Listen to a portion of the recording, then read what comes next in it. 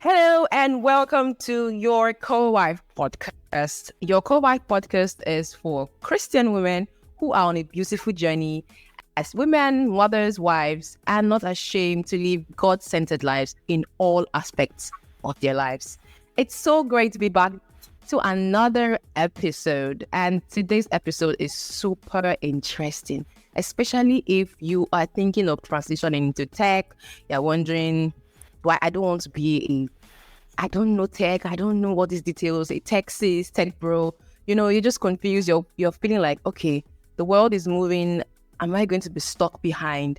All these questions are going to be answered in today's episode. So please sit back, relax, and enjoy. And because I have someone in the studio who is walking the path in tech, she's amazing and she's here to answer all our questions and concerns. Please make welcome Limwell. Hello, Limwell. Thank you for joining. It's so nice to have you. Thank you for having me. Okay, so I could not think of another person to do justice to this conversation but you, because I felt like, okay, some of us feel intimidated. Tech. I'm like, me, I don't know tech. Me, I don't know how to transfer into tech. This thing, is it for me? Was I built for something like this? So all these questions, people have all these questions, and that's why we're having this conversation today. So before we go further to answer these questions and concerns, first things first, what inspired you to go into tech? Was it always on your mind, or was there something that really prompted you and made you have that shift into tech? Okay, so thank you. That's it. That's quite an interesting topic. So I'm just going to back up a little bit, and this is going to help us to understand why I had to do what I did, basically. So I started as an entrepreneur. I'm someone who has always loved business. So it's been from a really young age where, I was selling pure water in my dad's church. And then when I got to University of Benin, I studied fine and applied arts. So at K1 campus, I started selling, what we call buko, bend and select. For a while, it was troubling my academics. So I decided to move into a field that will make it more interesting for me. So I started selling paintings. And from there, I picked up an interest in fashion. And in my 400 level, we had a very long strike. But before this strike, there was this show called Ankara on the Run. And I participated, myself and my roommates. We participated together. And she won me, of course. But it was quite an interesting. It sparked up my creativity, but I wasn't really excited because I had a lot of ideas that I couldn't, express because I didn't know how to sew. And the tailor wasn't getting the gist. So we had this long strike, and I was like, it's an opportunity for me to actually upskill in this area. So that's what started my upskilling journey. So I upskilled to becoming a tailor and then to becoming a fashion designer.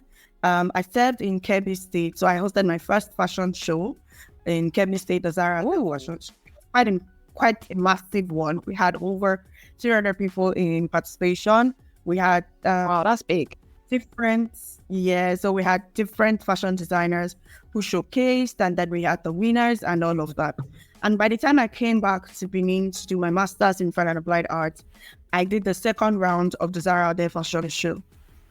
But then right after that, during my master's, I got married in 2018. And I realized that, okay, this fashion thing wasn't really working for me because of the kind of family life that I love to have. I love to homeschool my children. Yeah, I just love to be around family. I just want to be at home, enjoying everybody and all that. And then I also got married to an entrepreneur, a solopreneur, basically, who also had the same mindset. And for someone who is already in tech, my husband is a software engineer, over 12. Okay. Who was to just understand the tech language, And then as an artist, I already picked interest in graphics design and whatnot. So when I got married, I had to sit with myself and ask, what is it that I'm going to do that will make it easy. So I started online businesses, and then part of the things that I started doing was graphics designs for small businesses, logo designs, and all that. And then it transitioned to social media management. And then I knew that there was something in that. So I skilled better into digital marketing. And from digital marketing, I moved fully into business analysis and strategy. I say fully because I'm someone that loves to consult for people. So I'd already started doing that a whole while back before I fully got into tech. So that's really my journey. The major reason, responding to your question, is I just wanted to spend more time with my family. And I wanted to be very present. And I also wanted to be able to work at my own pace, flexible times, and all of this comes with, transitioning to tech, basically. Okay, so first off, you have an incredible journey. I don't know if while you were going through different phases, you felt like it was incredible, but it's actually incredible and super motivating.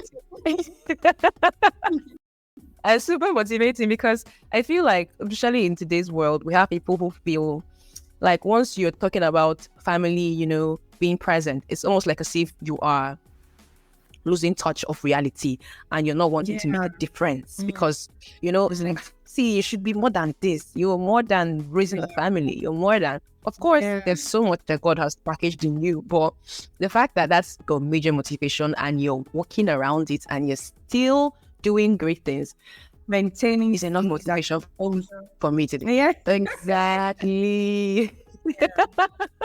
Exactly. So well done. You're doing a great job. Thank you. Wow. Well done. You're doing a great job. So now, following on your experience, I would want to ask, what was the initial, or what are, to you, some of the initial challenges that women kind of face when they want to move into tech, especially when they're coming from a background that is zero tech formal education, zero experience, you just, okay, I want to, for some reason, I don't know what the motivation behind it might be. Either, okay, I want to make more income, or I'm super interested in this. But what are, first off, the initial challenges that women would face as they want to transition into tech? The fear of failure, number one, because a lot of people have this mindset that tech is hard. Tech is difficult, but I don't think it is. And that's like a very, very, that's an altered perception. And I understand because everybody literally relates tech to core coding, using a lot of very, very hard tools and all of that. And then when they say, oh, it's a tech bro, you're like on the computer at 9 to 9, if there's anything like that. So for a woman who studies art, it's worlds apart, right? I'm not a science student. It's been art all the way, right? And then I'm talking tech. I'm living tech literally, and then I'm literally running a business in tech. And you're wondering, how is this even a possibility? It's simple. It's first being able to open your mind to the fact that when you put your mind into something, you are literally going to live the life without blockages. You first need to make up your mind that you're not going to fail. And then the second thing is to understand that tech is not restricted to certain skills. And what I mean by that is, what is tech? What is technology? Technology is basically anything that helps us to do things better. Yeah. So Blender and all of that, they're all technology. We use our phone, it's tech-enabled, right? So even for business owners, you don't necessarily need to be a software engineer to build a tech-enabled business. We are running our businesses online on Instagram. It's tech-enabled, right? Anything that helps you do your work better, faster, and produces more results that helping you spend more is literally tech. So you want to ask yourself, so when I want to walk people through transitioning, ask one question: what do you like? When you know what you really like, you know the kind of tech to get into. I do not like numbers. I like Can I see? Like, I need to pause you there, but Okay. I think we are similar in so many ways. But then we don't look like numbers. Like, the statistics and all that, it's dramatic to me. And I know that I needed to transition to tech. So you want to be able to do research, right? What is that part of tech that I can transfer my skills into? So understanding transferable skills is a big deal. I love business, right? And I knew that I wanted to get into tech. So what are those tech skills that I need for me to become a tech sis without having to HTML my way into that, right? And then when I did my research, there were a couple of things. And of course, business analysis caught my interest because I love business strategy. And business analysis is literally that part of tech that allows you get into an organization, understand the business needs, provide solutions, and also making sure that these solutions are very, very executable. Okay. Now, I like to tell people, if the solution you're giving to a business is not executable, you failed, right? And then understanding that this is tech makes so much sense because I don't need to code to express myself. I'm literally living the dream. Why am I saying that? Yes, I'm not in a 5-bedroom duplex on top of water and all of that, but I'm living my life as someone who loves business, right? And I'm expressing that through tech. So you want to understand what you like, and then you want to also do your research and find out which skill will I be able to express myself through. And then it also has the tech part of it, and transitioning becomes easy that way. Okay. At least it's first thing that I can pick from this is, first of all, what do you like? Yeah. It's important to decide what you like. So what I'm also picking from this is, and I think this is a follow-up question, is does every woman, since it doesn't have to be with numbers, there are different aspects of tech and every woman or any person can thrive in. So would you say in today's world, in 2024 and progressive world that we're in, would you say every person should be in tech to be able to, make maximum impact? In all honesty, not everybody should be in tech. And the truth is, everybody cannot be in tech. The world is literally moving super fast digitally. So you cannot be oblivious of that, and that aspect of life. You should be able to understand using your computer, you should be able to understand navigating the internet because, our lives literally revolves around it. Not everybody can, or not everybody should be in tech. There are other aspects of life that we need people who are, more hands-on and all of that. Yeah. However, everybody should understand tech and, of course, be able to use technological tools. For example, your computer, you should understand the internet, understand the digital world. And why is that? Even if you decide that you want to sell fabrics, you just want to be in the shop, you want to be able to do XYZ, you need to understand digital marketing as an individual, and that's literally tech. Why? Because as a business, the world has moved beyond just selling to someone that you see. You'll be able to close on your margins when you're able to get your business into the online space. And that's why you cannot afford not to understand tech. So not everybody should become a tech sis or tech bro, but every single individual should understand tech and be able to navigate their way through. And then I like to tell people that if you're in business, you're in career, whatever you want to do, understand social media, understand digital marketing. Because there's going to come to that part where you want to be able to do something in that regards. Even if you don't have to build a business to understand digital marketing, because a lot of people are building personal brands now, right?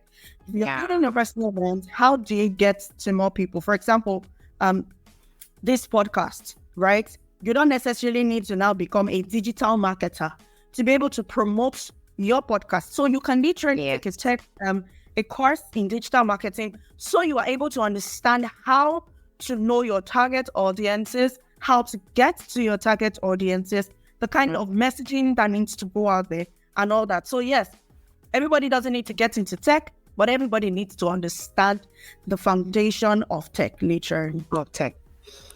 Okay, so that's both encouraging and because there's some subtle pressure.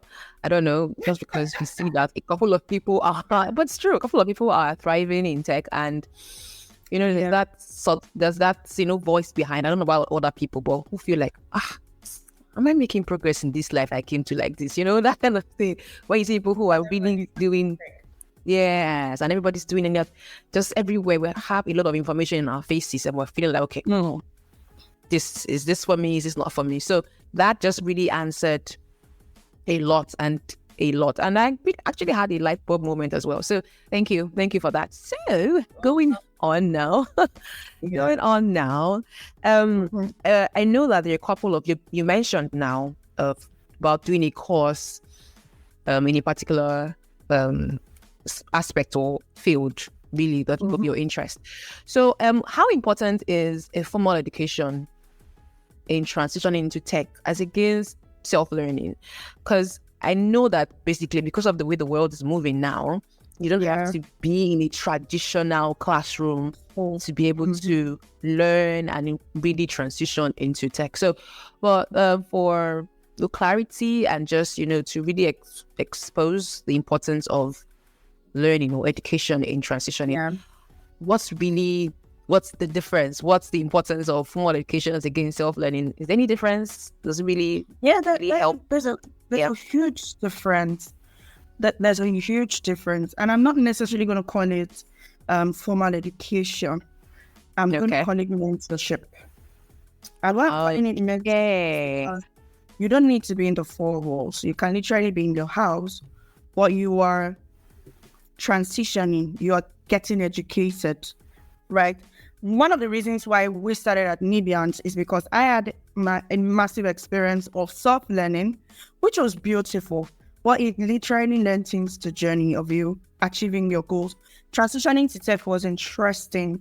It's interesting when you learn on your own, but then the journey is just lengthened. Like what you literally could have gotten in 3 months, you are spending 2 years. I spent 2 years plus, just transitioning, and it's something that will be compressed, right? So guidance makes the journey easier, makes it because the person already, experienced all of the things that you need to experience. And then another gap that I see when people are transitioning to tech, and then you hear that they're spending the whole 5 years transitioning, but then no result, is the fact that they're only just learning, the skills. That's a very solid foundation. I don't know if you can still hear me. Yes, perfect. Very solid foundation, but you need to also understand the other aspects, because if you learn the tech skills and you can't do the tech job, what are we saying? You're just lacking a lot of knowledge there and all. So one of the things that I like to say about mentorship is you not necessarily just learn to become that tech talent, learn the skill, right? But you actually become the tech talent. So you're not necessarily learning data analysis, you are becoming a data analyst. And the way that you become a data analyst is to actually work as a data analyst. So how are you now able to close the gap? That's the difference between formal education and that's the second difference between formal education and the whole self-learning process, right? For you to be able to close the gap, you need to be able to work with a mentor that has taken the course, done the whole processes to land the job, and actually started working as one. So who hasn't done the processes shouldn't be mentoring you. You shouldn't be learning a skill from someone who hasn't worked the job. Because at the end of the day, how are they going to get you there? Some people are lucky to have that skill to help people. But I like who has worked the past, because it makes it easy. You had all of the experiences. And there was a time in my life that on a daily basis, I was applying to 10 jobs. By the time it was month 3, I'd done 100 applications, all turned down. So when I'm mentoring someone to transition to tech, I understand when the frustrations of, sorry, we're moving on with another candidate comes in. I understand when there is like a break. I understand when the person is like, I can't do this anymore.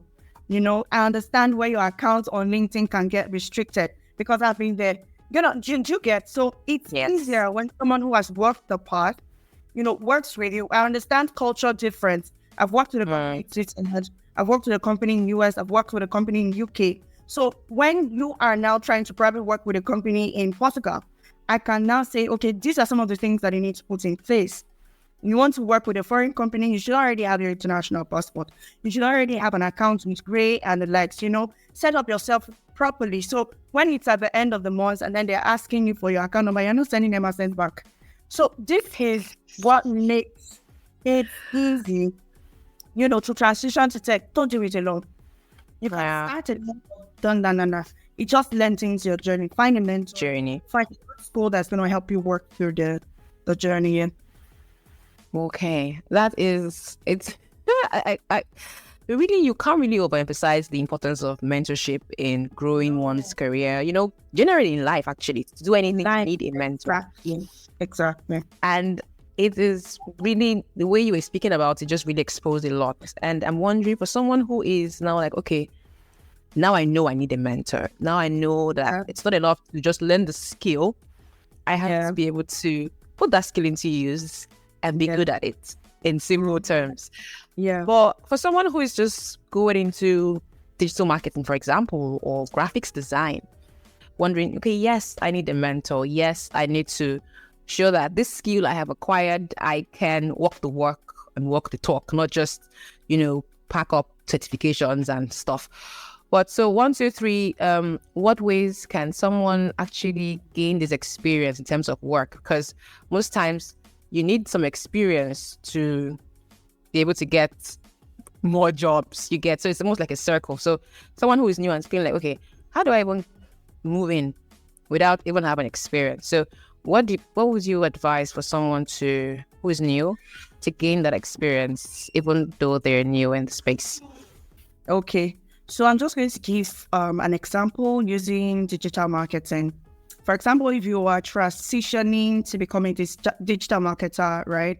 And you are learning with a school or you're taking free courses online, one of the fastest way to actually get backlog of projects is first you should have a page that you're already working on.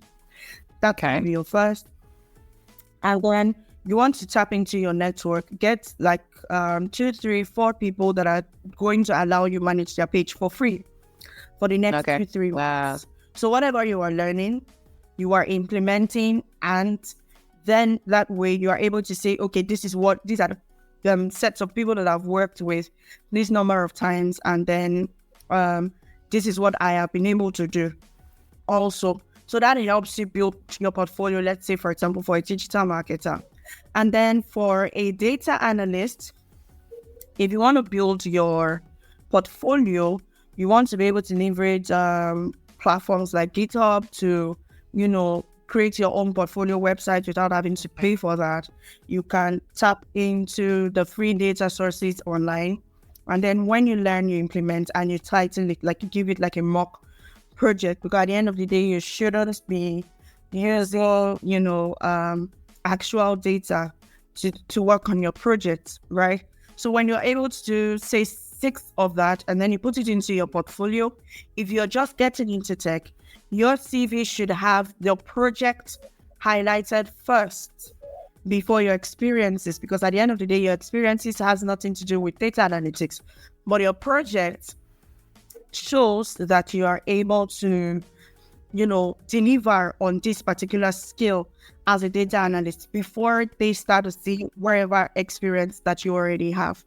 And this way you are able to say, okay, the reason my experiences are still in the CV is because I can transfer my soft skills from these areas into tech, yes.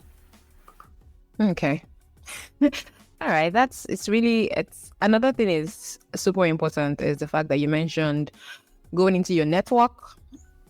And of course you have to do stuff for free because you have a goal, you're trying to target something and you're trying to build a career. So it's important to make use of your network and the opportunities around you. Thank you so much. So you mentioned a couple of ways to build a portfolio experience as a beginner, someone who is transitioning to tech. Now, for you, I know you mentioned a platform. I'm not so certain what that platform was, but are there platforms, that would aid someone who's transitioning, not just to gain the skill, but also for projects, for putting out your portfolio, and also for internships, if need be? For learning, of course, we have Nibians Analytics. We have courses in business analysis, data science, and data analytics. If you want to do digital marketing, you can leverage Coursera. You can leverage Digital Marketing Institute. If you are looking to build your portfolio, you can do that on GitHub.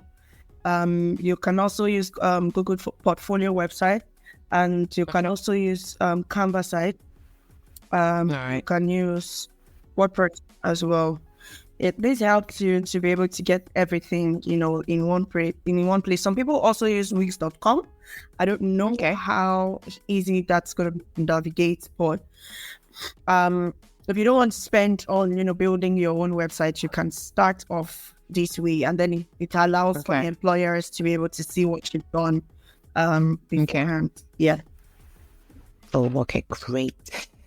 So, next question, because I feel like you're super confident, super in your niche, super, like this is, like woman king when it comes to tech, and you're super, Yeah. I have to say that because you're like, oh, this is my space. I know what I'm doing here.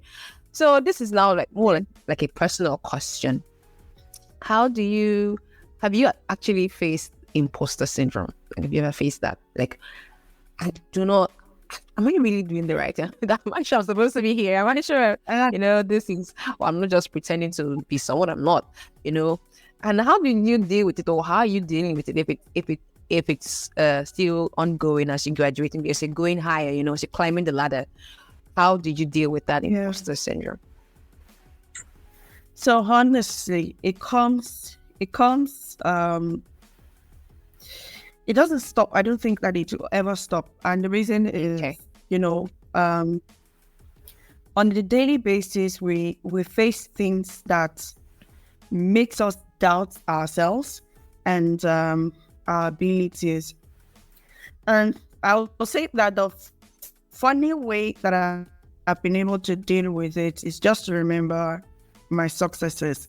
And like you said, when I was sharing what I had already done, and you're like, was it on your mind that these things are a big deal? And I was like, nah, not until I started to talk about them. So when I get into that space where I'm like doubting my abilities, or feeling like this is not supposed to be me, out of body experience and all of that, I just sit back and remember the things that I have done. And it doesn't necessarily have to be very gigantic, right? Yeah. Transitioning to tech easily is not something that actually comes easy to some people. I've had to work with people that struggled with it, and they're like, I'm not doing. So that's a huge success, to be able to do it successfully and then find a skill that aligns with me as an individual, with my long-term vision. I think that's big enough a deal, to be able to deal with any form of imposter syndrome that comes up or raises its head, once in a while. And then having a solid support system. This is a very unconventional response to imposter syndrome, because I've seen a lot of people talk about imposter syndrome and they're like, self-awareness. Sometimes yourself cannot self-deal. Yourself cannot deal with that space. You want to be able to be around people that can talk you back into your element, that can literally talk sense into you and say, you're forgetting. And then I'm not saying that he is last. Is of course first is walking us through the journey. Don't ever forget the fact that you are God's own. Yeah. Created you in the first place. Transitioning to tech was super easy for me because of the Holy Spirit. Not because of what I know or what I did or the school that I learned with, but I've been living my journey with him, literally. Yeah. He works me through it all, right? And then there are those difficult moments that you're like, are you here? Can I hear you? Can you talk to me? And all of that. And then it just reminds you probably scripture or you're talking with the Holy Spirit and then you go on Instagram and you have the same conversations, someone is talking about the same thing, that's just God speaking to you. So intimacy with God closes the gap and then reduces the level of imposter syndrome. Some people deal with it on a daily, some probably once in a while, some monthly. But the more you have your identity in Christ, the less you have to deal with someone else's identity. That's not yours. Super. Yeah. Super. Great response. I just love the way you rounded up this response, because I thinking, just looking at the conversations we're having nowadays, and I mentioned it earlier, it almost feels like as if everybody is running in one direction because it feels like, okay, that's the direction to go. And as a believer, you move because God directs you to go in direct. Exactly. So it's important that we know that He should be present in every aspect of our lives. And even when you feel like not good enough, I can't handle it, He's more than present. So thank you for your response. Like, to just throw more light on that particular conversation, right? Okay. Having to transition to business analysis and business strategy wasn't something that I decided on my own. So while I was still in social media management and digital marketing, there was a particular year, I think that was in 2021 or 2020. I think I was still pregnant with my second child. And I knew that I wanted more. I knew that I wanted to be more. And then it just came one day that I was sitting, do you know business analysis? And I asked a friend, and at the time, and she was like, it's very technical. Can you go, you just stick to digital marketing. But I was like, I don't even know anything about this initially. It just came. I've never heard about it. I have never, been in this space where someone had a conversation about it. So from the moment I got that inclination to check out business analysis, I started to see conversations. I started to watch, videos and all that. And I realized that this was something I'd already started doing a long time ago. I was already doing business strategy. I was already doing consulting. I was already doing business analysis, but not the technical business analysis, right? So it took me 1 year to accept to go technical.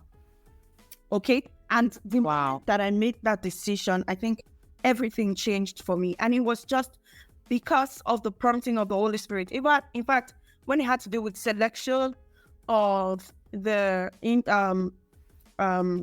platforms that I was going to use, it was basic direction. Take this, don't take this. Go with this. The one that I made a decision to go with on my own was a total flaw. So yes, the Holy Spirit works with you on this journey. You shouldn't be doing it on your own. Oh, okay. So thank you for your response. You obviously have a support system that doesn't fail, and that's the Holy Spirit. And now the next question will be, how do you handle work-life balance? Do you ever get burnt out, exhausted, overwhelmed, feel like, okay, this is getting too much. I want to have it all. I want to have a great family, which is super important to me. At the same time, I want to progress in my career. Now, this question is because there could be someone who is at the verge of making that major decision or life change in terms of career, but it's feeling like, I don't want to miss out on family. At the same time, I feel like I should be much, much higher when it comes to my career. So for that person, how would you give advice, share your experience in that regard? I don't think that there's any such thing as work-life balance, because there can never be a balance. Okay. Sometimes it's going to be high on this point, and sometimes it's going to be low on this point. So it's more like I like to call it work-life integration, work-life harmony. You should be able to allow every aspect of your life to blend easily. So what do I mean? Everybody should be integrated into the system. And it's simple. Get your family into a routine. Get yourself first. It starts with you. You should be able to get into a routine, whether we like it or not, especially when you have a whole lot to do. So you want to be comfortable with setting out your to-dos. I know we've heard it a lot, but hearing is different from implementation. When you implement it, you see that you have better life because your life is more productive, right? Okay, so you have it, and then for sorry, I'm digressing a bit. For stay-at-home moms and for women in general, you want to consciously continue to grow, because the moment you start to have kids, you literally can't forget about yourself for the next 30 years of your life. Without realizing it, it goes by so fast. And then you see someone who was an excellent speaker, an excellent whatever. It's just nobody up until the child is out, and then they can't find their way back. So what I like to tell your mothers is, sorry, you have to wake up a little earlier than everybody, just so you take good care of yourself mentally. You pray some more, you read some more, you study some more, you get your body moving. So by the time you are getting into the space where, okay, the kids are up, your husband is up and all that, you are fully prepared for everybody, right? That way you have less depression, you have less anxiety. Yeah. You're more ready for the day. You've affirmed yourself, you've prayed, you've connected with God, and you are more energetic. So excuses like I woke up on the wrong side of my bed is reduced because you are intentional. So work-life harmony, gets to be very interesting when there is a whole lot of intentionality. So you're intentional with the time that you get to bed, you're intentional with the time that you're waking up, you're intentional with your daily study. Yeah. You just need to grow 1% every day and you are good to go. You're intentional about the time your children go to bed, because you need the 9 to 10 to be able to do another level of personal development. You see that when you start to put all of these routines in place, the family now understands the routine, and then everybody just flows. You have time for work, you have time for you have time for family. And then the last thing that I like to speak to is outsource. Yeah. You can start alone, but you never finish alone. And it's the truth of the matter. Housework will never end, even with someone assisting you. It never ends, okay? Never get into that space where you are having OCD about everything. The bed is not raised. You need time for other things. Right? Yeah. To cook in bulk, to buy time, if you need to get someone to help with the laundry, you don't have to wash the clothes to show that you're a good wife. You just need to be able to ensure that everybody is fine. Your children are fine. You don't also need somebody to live in your house to stress, to relieve you of that stress. You need to be able to find every family is unique. So never compare your family with someone else's. Your husband's needs, your needs are different. Your children's needs are different. So you want to be able to understand your family dynamics, your family's value. That would even determine the kind of jobs that you take, right? Remember I said that I transitioned to tech because the kind of family life I wanted was entirely different from the 9 to 5, right? So when you understand your family values, work-life integration is pretty easy because everybody knows when everybody is busy. Everybody knows, like when my children are back from school, they know that, okay, we can't, talk to mommy at this point because it's in a meeting. And then sometimes they just knock on the door. Are you done with your meeting? I'm like, no, just give me 1 more minute or give me 30 minutes. And then they go back to their room. Everybody knows. And when you are done and you don't have their time, they know. They'll tell you, but you are done with your meeting. Can we play now? They're very right? So you want you want to be able to are different, and then everybody knows. Like if sometimes my first daughter wakes up early just like I do, and then she sees me exercising, she was like, oh, you're working now, so I'm going to go back to your room. And or sometimes she just says, I'd like to work out with you. Everybody knows what everybody's doing at every time, and they are not old. The first is just 5 years, the other one is 3. Well, everybody understands. Wow. Sometimes when my husband is in Ghana from the house and is still at work, they're like, okay, we know that he's going to come back by 10 or 11 because of the traffic. We know that he's in church. We know that he's in a meeting. I don't know if you get. So you have to carry everybody along. That's the way that work-life integration happens. And you cannot do it on your own. So get support from your family, your children, and any external help that can, make the journey easier for you. Oh, okay. Thank you so much. It feels like as if once I ask a question, you just open up a well of knowledge and experience and everything, and just feel really good because every question, it kind of reassures me of why you came on podcast in the first place, because we really needed to hear this. Thank you so much. I love the fact that you called it the balance is not possible, but harmony and going on a schedule. There's some things that I feel like I have learned that if I do not put on a schedule and put a routine to it, I'll just be all over the place. And at the end of the day, end up not achieving much. Yeah, distracted, overwhelmed. So it's important to go on the schedule and put the kids on the schedule.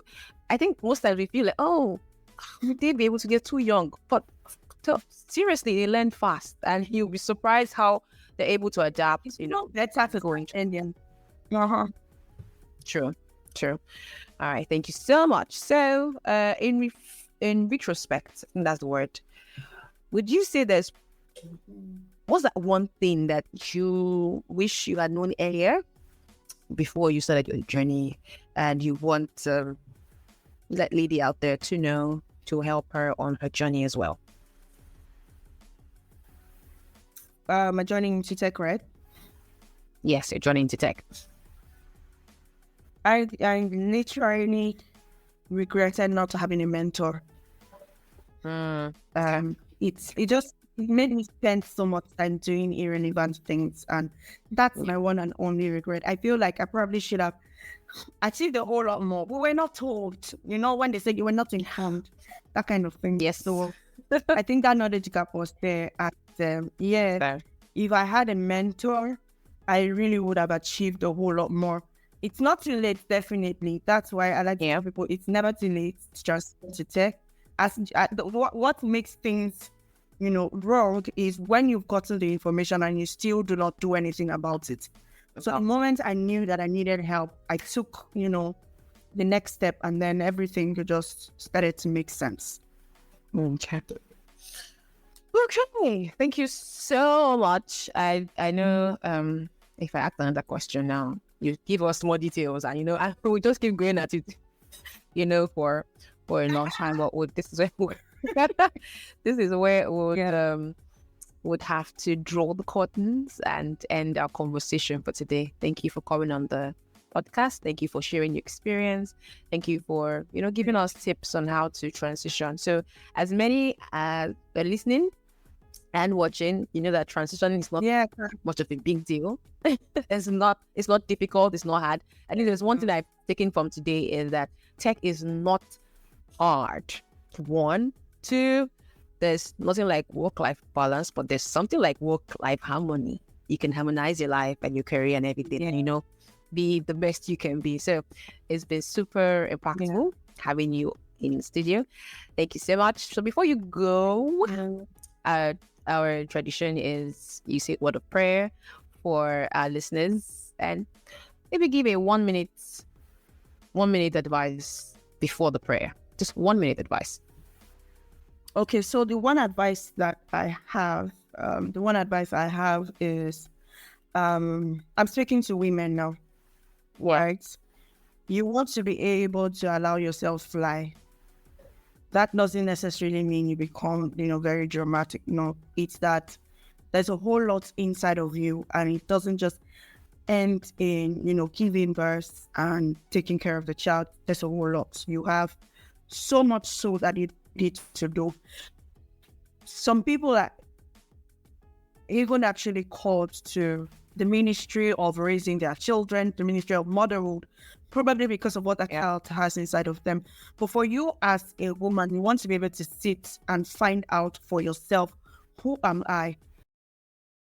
And do not wait to be that person, right? When you know who you are, you just walk yourself back to where you currently are, and then ask yourself the right question: how do I get there?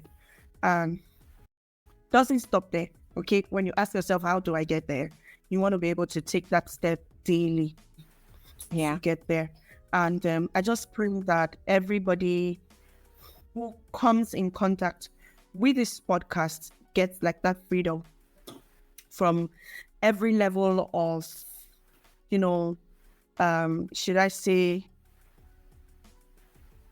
I don't know, like you've lost yourself to too many things, too many distractions, trying to be like everybody, trying to have, we're trying to have things, have, I don't know, you're just so distracted and you are losing sense of who you are in Christ and who He wants you to be. I just pray that the desire to know God more increases in our lives, and then we are consistently working on a daily basis to becoming more like Him. Because at the end of the day, it's about who God is. We're just literally representations in different spaces, different aspects. So my heartfelt prayer for every woman out there that comes in contact with this podcast is, you're not just a wife, you're a wife like God will have you to be, right? And you are more than just the wife. You are a woman filled with the wisdom of God, filled with you're just in the likeness of God, full of joy, love, peace.